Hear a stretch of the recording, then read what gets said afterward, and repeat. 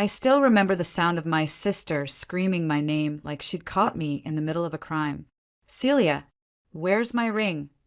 Her voice cracked through the quiet house like glass shattering across a tile floor. I was upstairs in my room, folding laundry and listening to a podcast. It was a Tuesday afternoon, uneventful like every other day until it wasn't. I came downstairs confused, only to find Danielle pacing the kitchen like a woman possessed. She was holding her hand out, her voice rising with each breath. It was right here on the counter. I took it off while washing dishes, and now it's gone.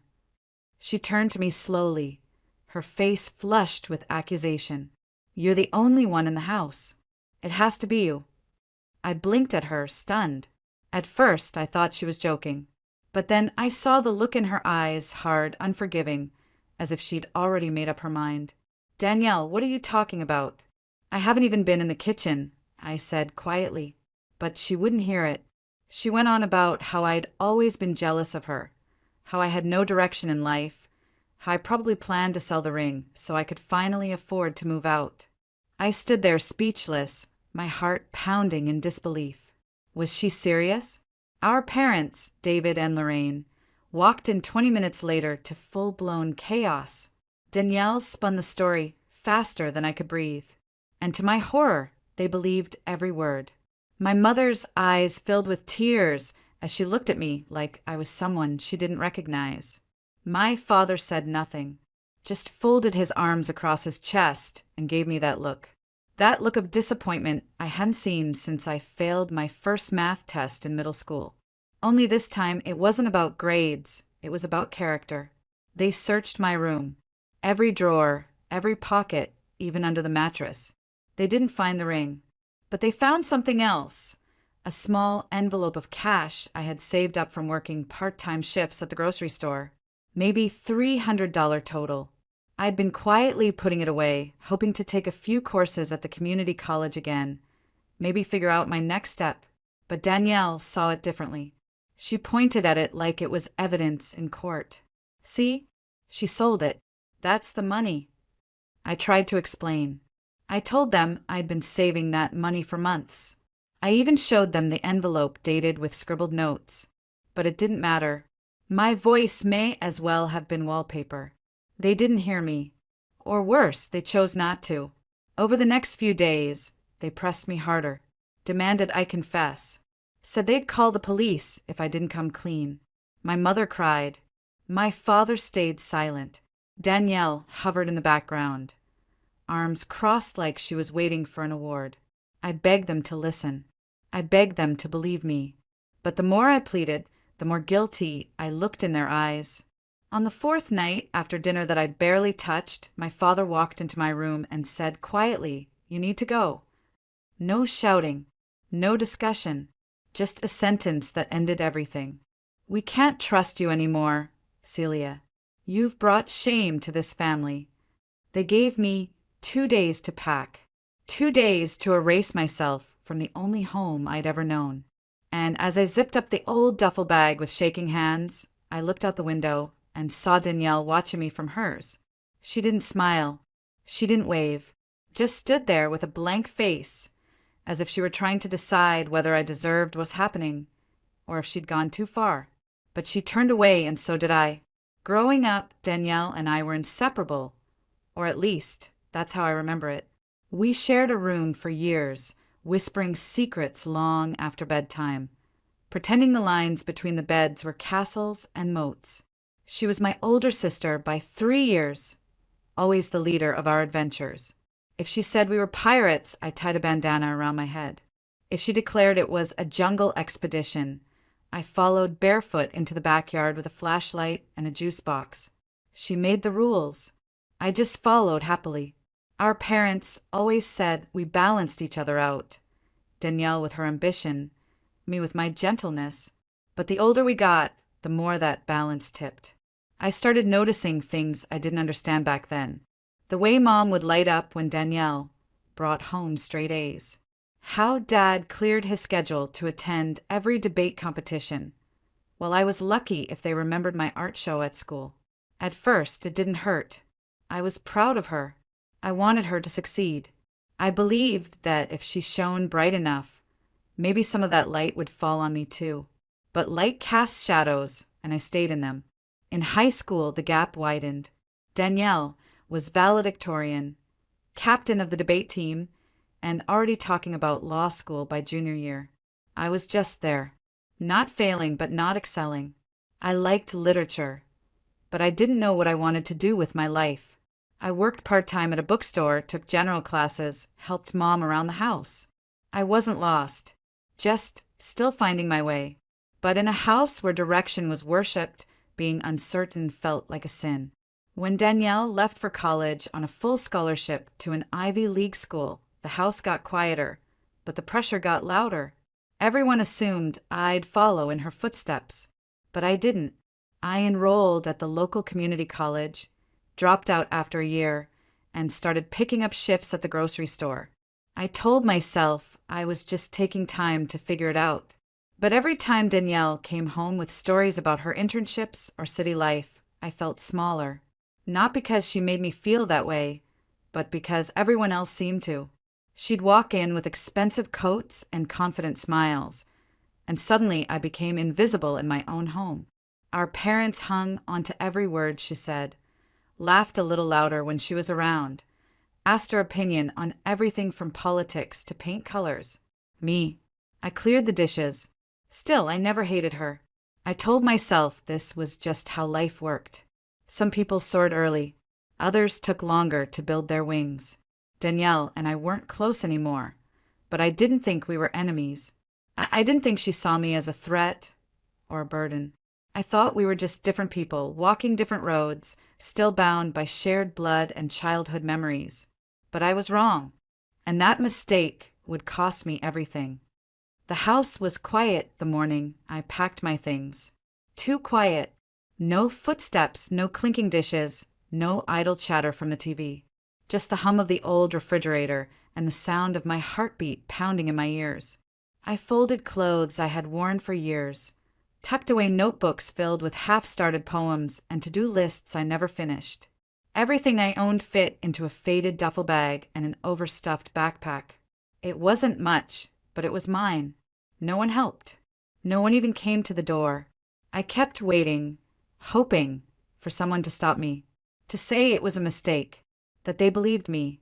But the hallway remained empty, and the silence screamed louder than any words ever could. I lingered by the front door, my fingers resting on the knob, when I looked up and saw her, Danielle, standing in her old bedroom window watching me. Her face was unreadable, arms crossed over her chest. For a second, just a breath, I thought I saw something in her eyes. Doubt? Guilt?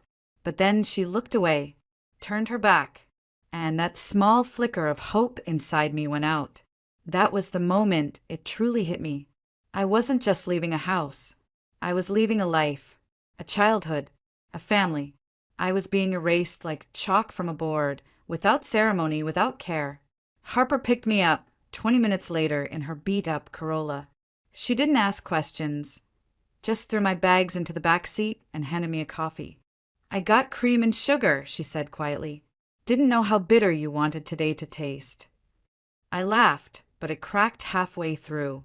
I hadn't cried when they accused me, not when they searched my room, not even when they gave me the deadline to leave. But sitting in that car, holding a cup of coffee too hot for my shaking hands, the tears came. Harper let me stay on her couch.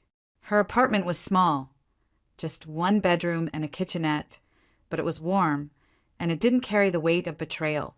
Still, I didn't sleep much. I kept waking up at 3 a.m., certain I'd heard someone calling my name, only to realize no one would be calling for me now. I applied for every odd job I could find, dog walking, dishwashing, passing out flyers. Anything to keep me moving. Anything to drown out the echo of Danielle's voice accusing me, the look in my mother's eyes, the silence of my father. Nights were the hardest. I'd lie awake staring at the ceiling, wondering if this was how exile felt. Not dramatic or loud, just unbearably quiet. I didn't tell anyone the full story, not even Harper. How could I explain that my own sister had destroyed my life with a lie?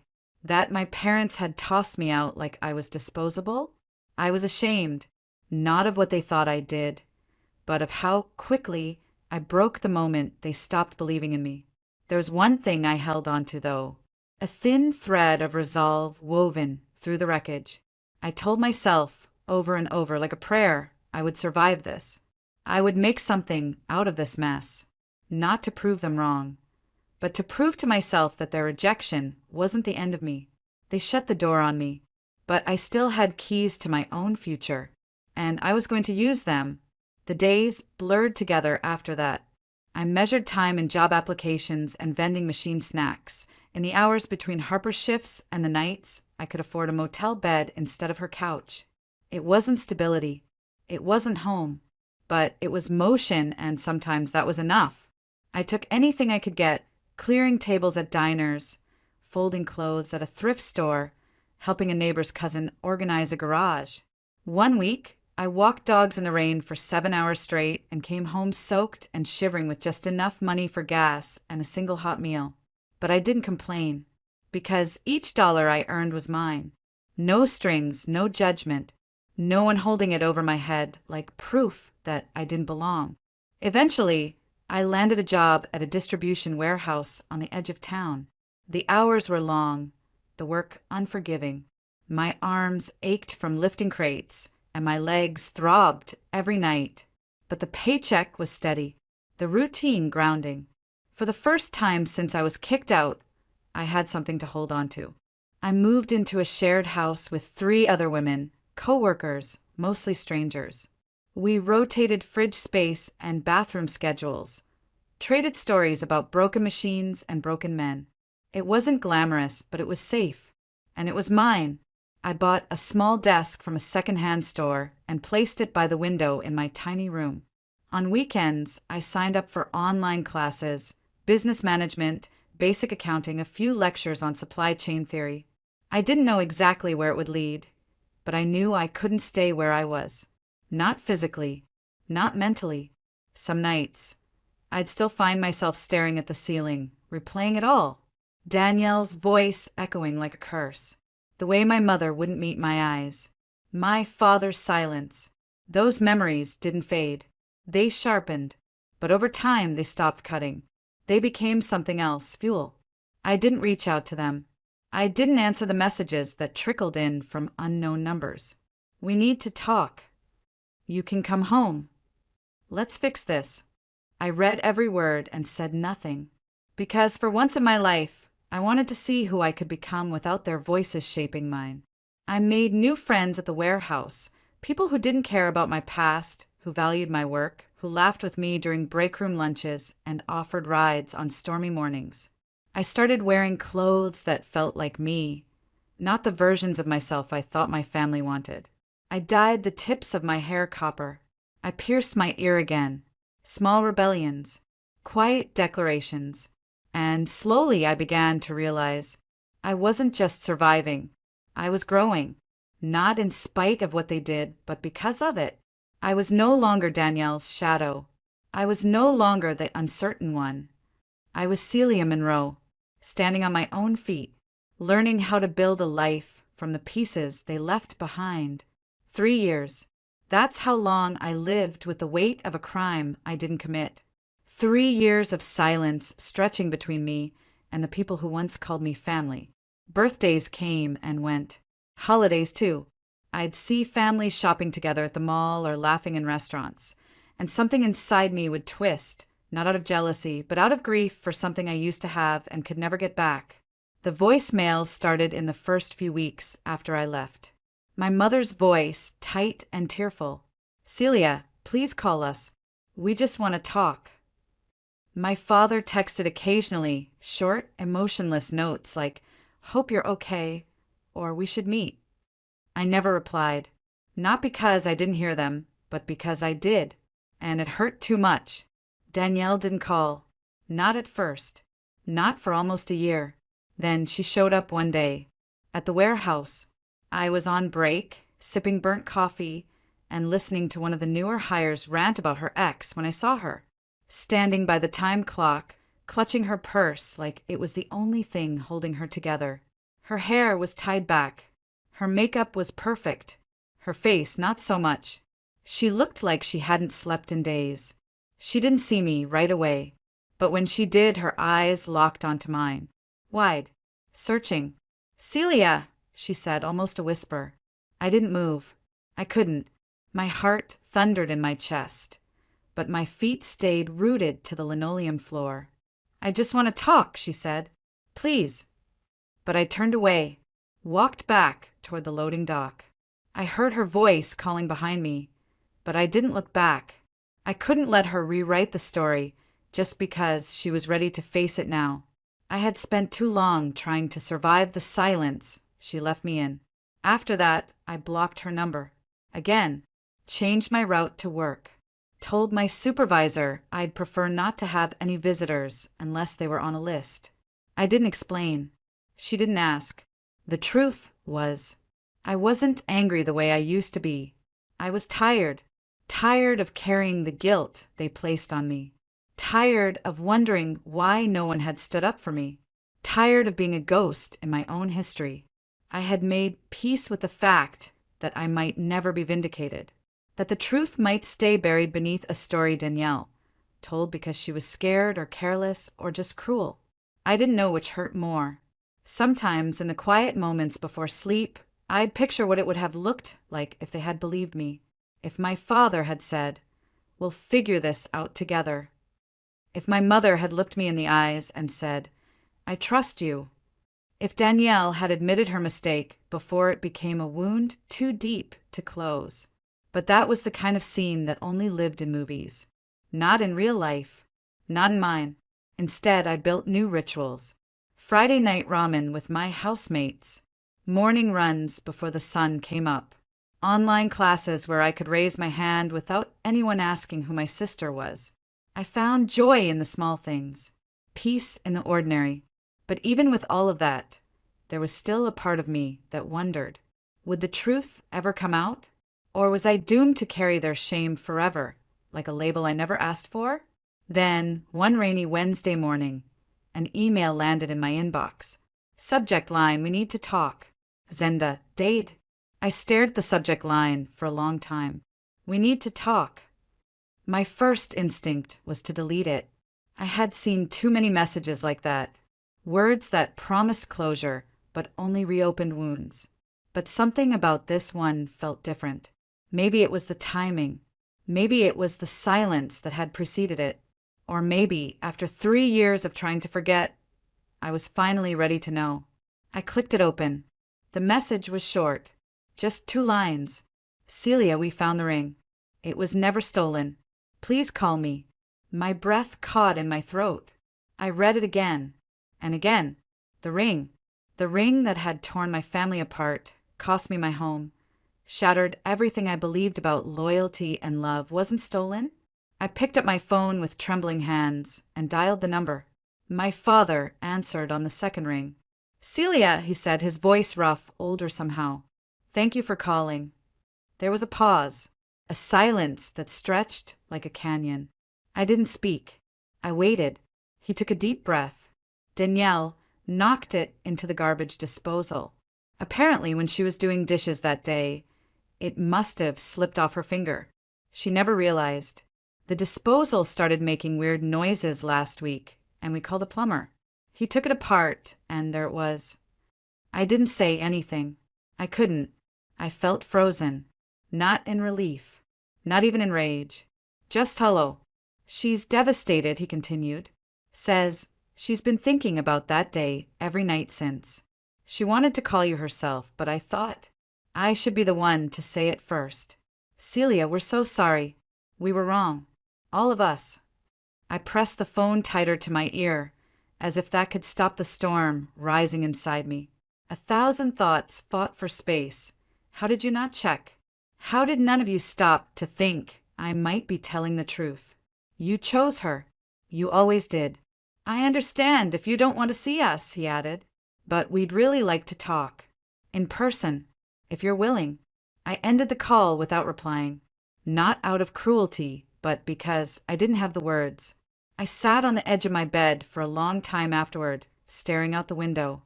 Rain tapped against the glass like a rhythm I couldn't follow. The truth was out. I had been innocent all along, and they knew it now. But instead of feeling vindicated, I felt broken all over again, because they could say sorry, but they couldn't give me back the years they took from me. We agreed to meet at a coffee shop in the next town over. Neutral ground, far enough that no one from home would see us, but close enough that no one could use distance as an excuse. I picked the place. Quiet, unassuming. A little booth by the window where the light was soft and the chairs creaked when you leaned back. I arrived early. Too early.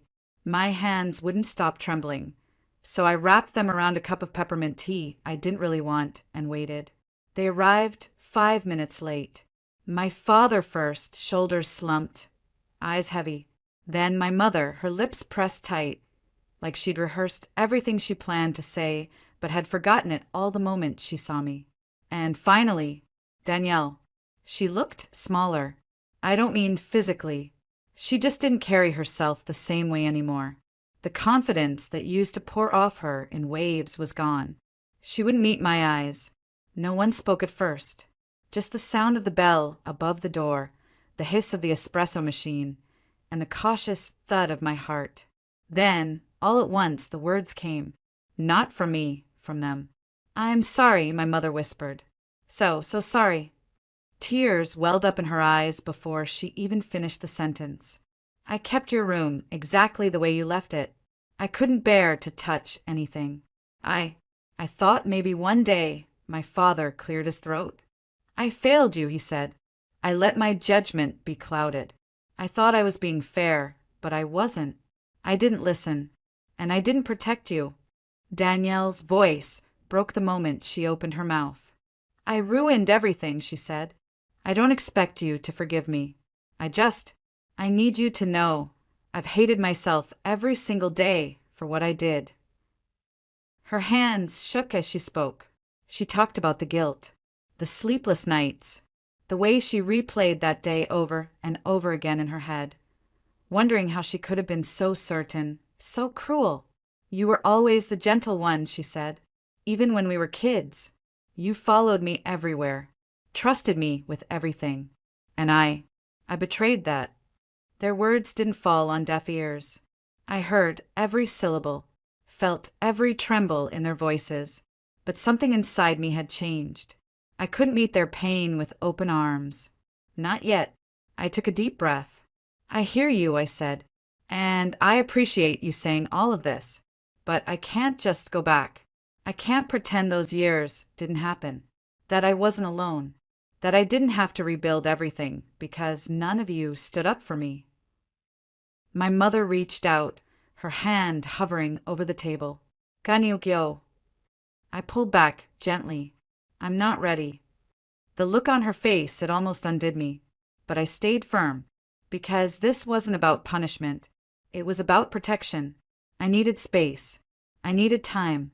And I needed them to understand that forgiveness wasn't a door they could walk through just because they finally knocked. After a few more words, mostly quiet ones, we parted ways. No big goodbye. No promises. Just an understanding this was not the end. But it also wasn't the beginning we once had. It was something else.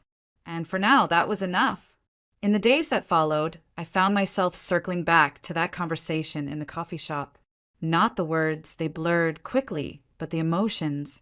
The ache in my mother's voice. The tightness in my father's shoulders. The guilt radiating from Danielle, like static electricity. I didn't regret going, but I didn't feel lighter either. They wanted to make things right. I understood that. But what they didn't understand, what I wasn't sure they ever could, was that the damage wasn't just a single crack in a window. It was a shattering.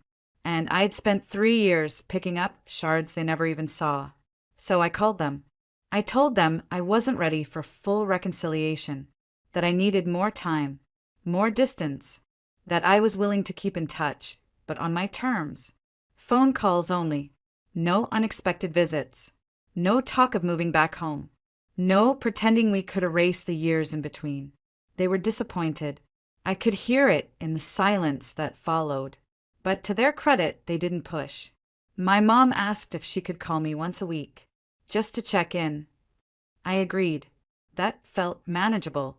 My father said he'd email articles he thought I'd like, just like he used to when I was younger. I didn't respond to that part, but the next day I found an email with the subject line, "Thought of you." It was a story about a woman who started her own logistics company after years in warehouse work. I read it twice, and for the first time in a long while, I smiled. As for Danielle, I drew a harder line. I told her I wasn't ready, that I didn't know when or if I would be. Her betrayal had carved the deepest wound, not just because of the lie, but because she knew me, knew my heart, and still chose to destroy me with her silence. She didn't argue. She said she understood, that she would wait. But I wasn't waiting. I had a life to live, a future I was building, brick by brick, without their approval, without their blueprint. I wasn't closing the door on them. I was simply building a new one with locks I controlled, one they couldn't walk through unless they were invited. And for the first time, I felt safe on the other side. 6 months after that meeting, I got a call from a recruiter. A position had opened up at a logistics company based 2 cities over larger, more complex operations than anything I'd handled before. Management level, full benefits, 401k, health coverage, more than double what I was earning. I took a breath. Then I said yes. It wasn't just a job. It was a shift, a declaration that I wasn't just rebuilding anymore. I was rising. Moving wasn't easy. I'd grown attached to the room I rented, the warehouse crew who'd become like a second family, even the late-night grocery runs with Harper. But I knew this was the next right thing. My therapist and I talked about it at length, how this wasn't running away, but stepping forward. On my own terms. The office was sleek, high-rise adjacent, open floor plan, exposed brick. I felt out of place at first, still carrying the dust of my past on my shoulders. But within a few weeks, I found rhythm. I was good at this. I could lead. I could organize chaos. And people listened when I spoke. 3 months into the job, I was asked to attend a vendor coordination meeting. One of our new clients, a boutique distribution partner, was merging with a supplier in our network. I scanned the agenda without much thought until my eyes landed on a name. Danielle Whitmore, Director of Regional Strategy, Glenway Brands. Danielle, my sister. I stared at the screen for a long time. She had taken her husband's name after the wedding. Of course she had. I'd never bothered to look her up, never felt the need. But there it was, plain as day. I didn't cancel the meeting. I didn't request to be reassigned. I just showed up. The room was glass-walled and bright, overlooking a city I was still learning to call my own. I arrived early, seated myself where I could see the door, and waited. When she walked in, she didn't see me at first. She was laughing, talking to her assistant, flipping through notes. Then her eyes met mine. She froze. The color drained from her face. She didn't speak, didn't move, just stood there, stunned like she'd seen a ghost. I nodded politely. No smile, no malice, just presence. The meeting began. I kept it professional, focused, efficient. I spoke clearly, answered questions, delegated tasks. Danielle barely said a word. Afterwards, she lingered by the door. I could feel her watching me, waiting for a signal, an invitation, a word. I gave her none, because this was the moment. Not yelling, not confrontation, just quiet, undeniable proof. She once threw me out of a life she thought I'd never recover from. Now I sat across from her at the decision table. She used to own the room. Now she couldn't breathe in it. I walked past her on the way out. Our shoulders didn't touch. Our eyes didn't meet again. But the silence between us said everything. I used to think family was forever. That blood meant safety. That no matter what happened, there'd always be a place I could return to, a room where someone would wait with the light on. But I learned the hard way. Sometimes family doesn't mean sanctuary. Sometimes it's the fire you survive. For years, I carried that weight like armor. The shame, the silence, the ache of being unseen. I built a life not in spite of it, but because of it. Every class I passed, every paycheck I earned, every morning I got out of bed and chose not to disappear. It wasn't about revenge. It was about becoming someone I could trust. Danielle never contacted me again after that meeting.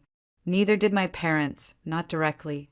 The weekly calls with my mom faded quietly into voicemail. I didn't chase them. I didn't block them either. I just let the silence do what it needed to. Some doors aren't slammed shut. They just stay closed. But I didn't stay closed. I moved into a new apartment, my own, no roommates, no borrowed couches. I painted the walls a soft green and strung fairy lights along the window. I grew herbs in little pots on the sill, even though I barely cooked. I danced barefoot in the kitchen at midnight.